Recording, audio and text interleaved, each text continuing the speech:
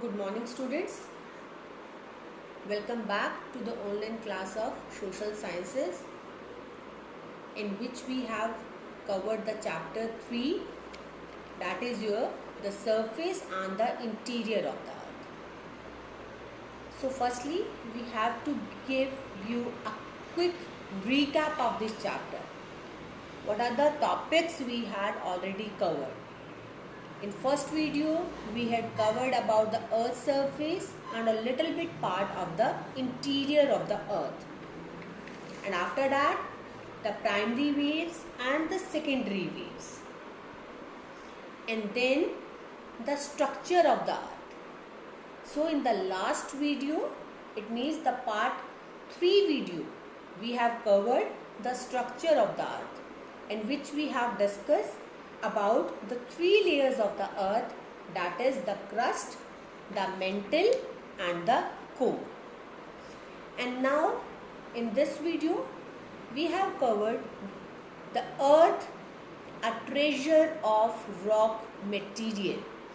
It means ये part किससे covered है? आपके treasure of a rock material, मतलब जो आपकी अर्थ है वो किससे कवर्ड है? आपकी रॉक्स से। तो ये क्या चीज है आपकी?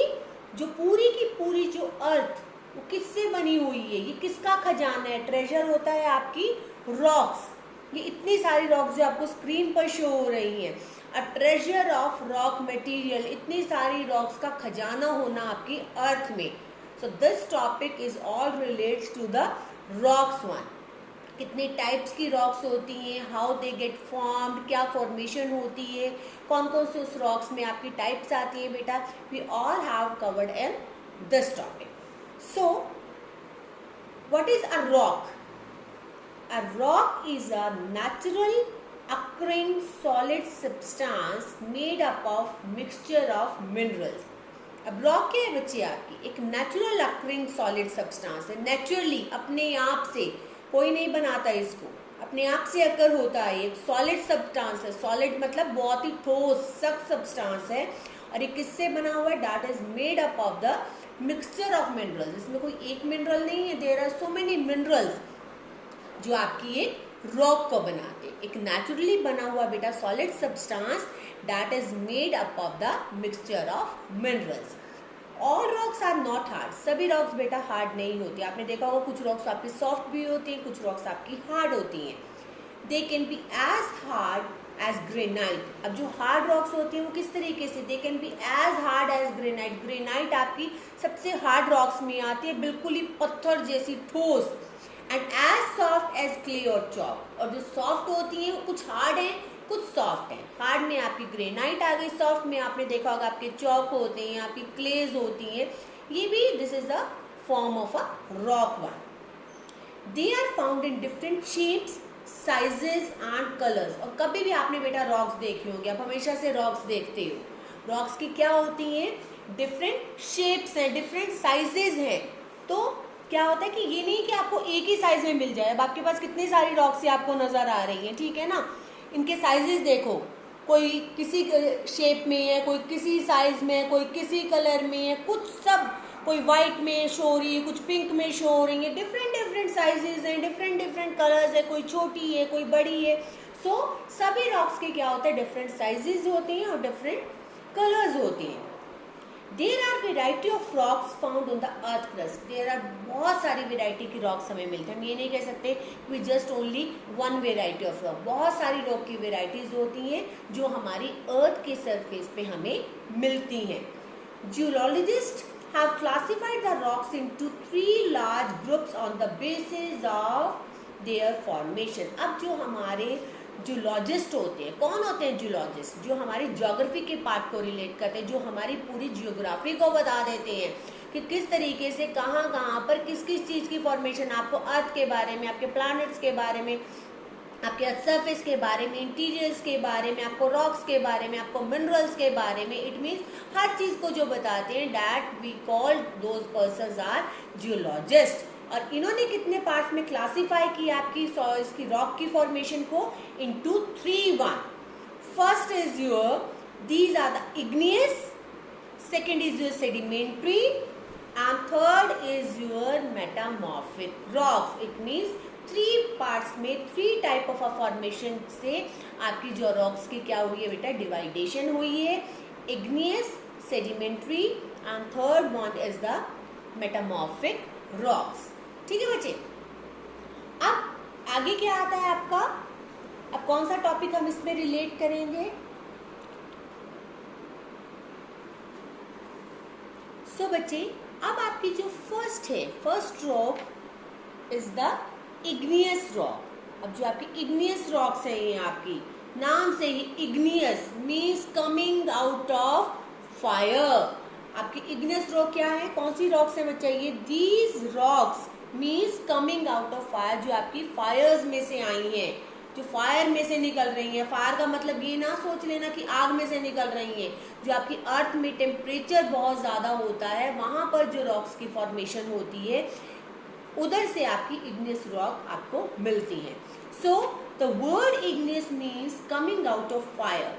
Thus, the igneous rocks are formed due to intensive heat and pressure, where molten material called magma comes out and solidifies over the earth's surface as lava.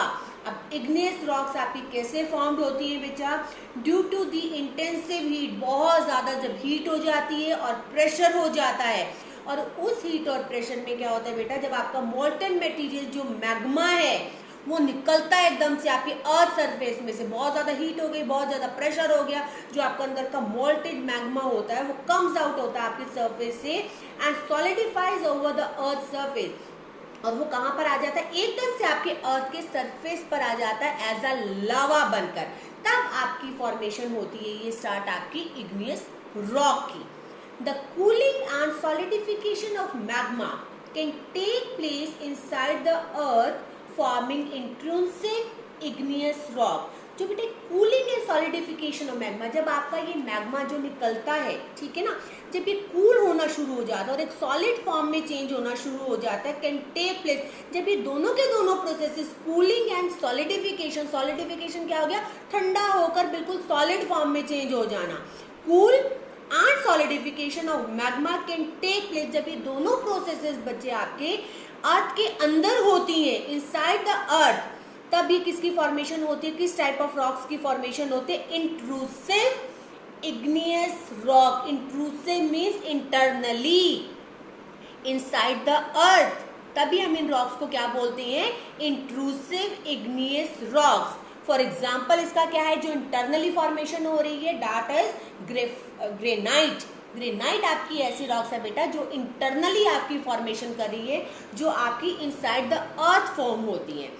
If it cools over the earth surface, लेकिन अगर यही चीज बेटा if it cools over, अब जो अंदर हो रही है वो इंट्रूसिव हो गई, ओवर ऊपर हो रहा है, जो चीज ऊपर जाके कूल डाउन हो रही है अर्थ सरफेस के, it forms extrusive igneous rocks. ऊपर मतलब एक्सटर्नल पार्ट पर जाकर हो रही हैं, तो उसे हम बोलते हैं एक्सट्रूसिव इग्नियस रॉक. और इसका सबसे अच्छा एग्जांपल क्या है बेटा, for example of extrusive one is basalt. Basalt आपकी जो रॉक्स होती हैं, the size of the mineral crystal present in the rock depends on the rate of cooling. जितने भी आपके मिनरल्स बेटा, कोई भी जो साइज होता है, the size of a mineral crystal present in a rock, कितने भी आपके मिनरल्स जो प्रेजेंट होते हैं बेटा रॉक्स के अंदर, कोई भी आपको मिनरल्स मिलते हैं जो आपकी रॉक्स में प्रेजेंट रहेंगे, वो किस पर डिपेंड करते हैं, वो कूलिंग पार्ट पर डिपेंड करते हैं कि कितनी, किस तरीके से, क्या कितनी उसका जो इफेक्ट कूलिंग पर आ रहा है.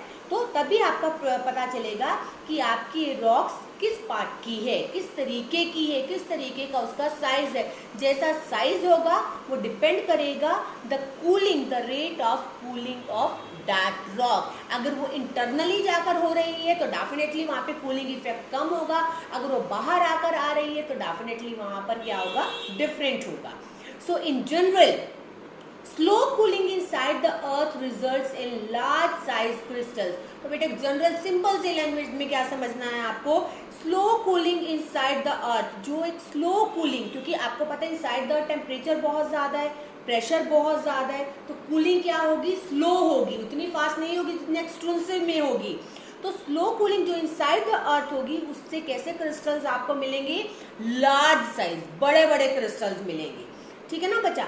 Igneous rocks are also called primary rocks. Igneous rocks का एक अदर नेम भी है बेटा प्राइमरी, मतलब सबसे स्टार्टिंग, जैसे ही आपकी अर्थ सरफेस पर आपका मैग्मा बर्स्ट आउट होगा, निकलेगा, जो सबसे पहले आपकी फॉर्मेशन होगी प्राइमरी होता है सबसे पहले, वो किन रॉक्स की होगी बेटा, वो होगी आपकी इग्नियस रॉक्स की। And they were formed first over the earth surface, और आपकी जो इग्नियस रॉक होती है, this is the first formation of these rocks on the earth surface. सबसे पहले आपको इग्नियस रॉक्स ही मिलेंगी, इससे पहले आपको कोई भी रॉक्स नहीं मिल सकती। नाउ बच्चे, इग्नियस के बाद सेकेंड फॉर्मेशन क्या है, that is your sedimentary rock. अब इग्नियस आपकी प्राइमरी रॉक्स है, अब सेडिमेंट्री, इसका मतलब इसके बाद जो रॉक्स की फॉर्मेशन होगी that is your sedimentary rocks one. Since their formation, the igneous rocks are subjected to weathering and denudation over the years by the agent of gradation। बेटा जैसे ही इनकी फॉर्मेशन होती है, since their formation, ठीक है ना, the igneous rocks are subjected to weathering and denudation। अब जो आपकी igneous rock की जो फॉर्मेशन हुई थी उसी से ही बेटा आपकी कौन सी रॉक्स आएंगी, सेडिमेंट्री रॉक्स बनेगी, चाहे वो इरोडेड होकर बने, denudation, already you know this thing, denudation क्या होता है, इरोजन होकर, इरोडेड होकर, एक पार्ट से दूसरी जगह पर प्लेस आउट होकर, या वेदरिंग की वजह से। इट मीन्स बहुत सारे साल लग जाते हैं जब आपकी फॉर्मेशन होती है आपकी कौन सी रॉक्स की, आपकी सेडिमेंट्री रॉक्स की। The continuous action of these agents on rock breaks them into small rock pieces that are carried away by the rivers। अब जो कॉन्टिन्यूस एक्शन होता है ऑफ दीज एजेंट्स, कौन से एजेंट्स बेटा, आपके इरोजन हो रहे हैं, आपके रनिंग वाटर के थ्रू हो रहे हैं, आपकी वेदरिंग हो रही है, वेदरिंग में क्या होता है, आपकी बड़ी बड़ी रॉक्स हैं जो स्मॉल पीसेज में डिस्ट्रॉय हो जाती हैं, उनके पार्टिकल्स बन जाते हैं। So the continuous action of these agent, जब इनका कॉन्टिन्यूस एक्शन होता रहता है आपकी रॉक्स के ऊपर, और जब ब्रेक कर देती हैं वो इन बड़ी बड़ी रॉक्स को स्मॉल पीसेज में, और क्या करती हैं, जब वो छोटे छोटे पीसेज में होती है उनको क्या करते हैं कि जब रनिंग वाटर आता है, आपकी बहुत ज़्यादा तेज़ी से रिवर का वाटर आता है, वो उन छोटे छोटे ब्रेकिंग पीसेज को अपने साथ क्या करके ले जाता है, फ्लो आउट करके ले जाता है, कैरिड अवे करके ले जाता है। They are then deposited on the river beds और द सी बेड। अब लेकर चला गया तो वो कहीं ना कहीं पर तो डिपॉजिट होंगे, कहीं ना कहीं पर तो वो रुकेंगे, then they are then deposited on the river beds। अब वो कहाँ जाकर रुकते हैं, कहाँ जाकर डिपॉजिटेड होती हैं, रिवर बेड्स में या फिर सी बेड्स में। वो क्या हो जाते हैं, वहाँ पे वो जो छोटे छोटे पार्टिकल्स हैं वो जाकर डिपॉजिट होने शुरू हो जाते हैं। इन्हीं डिपॉजिट्स को, these deposits are called sediments which form layers। अब यही छोटे छोटे जो आपके जो पार्टिकल्स जो डिपॉजिट होते हैं बेटा, इसी डिपॉजिट्स को हम क्या बोलते हैं, सेडिमेंट्स, छोटे छोटे सेडिमेंट्स होते हैं, ठीक है ना, विच फॉर्म लेयर्स, और ये क्या बनाने लग जाते हैं बेटा, लेयर्स, एक के ऊपर एक, एक के ऊपर एक, एक के ऊपर एक, क्या बनती है, लेयर्स बनती हैं, one above the other. Due to the pressure of the above layer and the presence of cementing particles. अब जब बहुत ज़्यादा pressure of the above layer, जब ऊपर वाली लेयर के ऊपर बेटा बहुत ज़्यादा प्रेशर होने लग जाता है ना, due to the pressure of the above layers and the presence of cementing particles, और जितने उसमें पार्टिकल्स मिलते हैं वहाँ पर उनकी प्रेजेंस मिलती है, क्योंकि बहुत सारे पार्टिकल्स होते हैं, ये तो नहीं है कि सिर्फ एक ही लेयर है, एक के बाद एक लेयर है, तो सबसे ज़्यादा अपना क्या होता है, प्रेशर्स आने लग जाते हैं लेयर्स के ऊपर। They are hardened to form sedimentary. जब एक के ऊपर एक इकट्ठे हुए जा रहे हैं, प्रेशर्स बढ़ता जा रहा है, ठीक है ना, सीमेंटिंग पार्टिकल्स उसमें, तो डेफिनेटली वो छोटे छोटे पार्टिकल्स आपकी किस रॉक को फॉर्मेट करेंगे, किस रॉक की फॉर्मेशन हो जाएगी, उससे छोटे छोटे पार्टिकल से आपकी सेडिमेंट्री रॉक्स बन जाएंगी। They are hardened to form sedimentary rocks.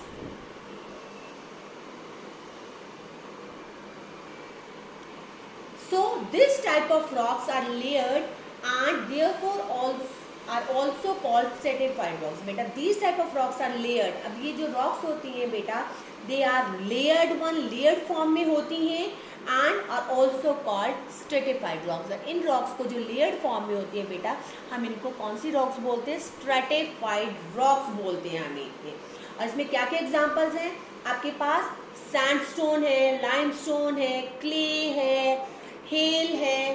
तो आपके बहुत सारे एग्जांपल्स हैं ये जो आपको सर्कल करके शो हो रहे हैं ना। लाइमस्टोन शो हो गया आपको, सैंडस्टोन हो गया, शेल हो गया। So these are the examples of your sedimentary rocks. Sometimes the remains of animals and the plants get buried and trapped under the layers.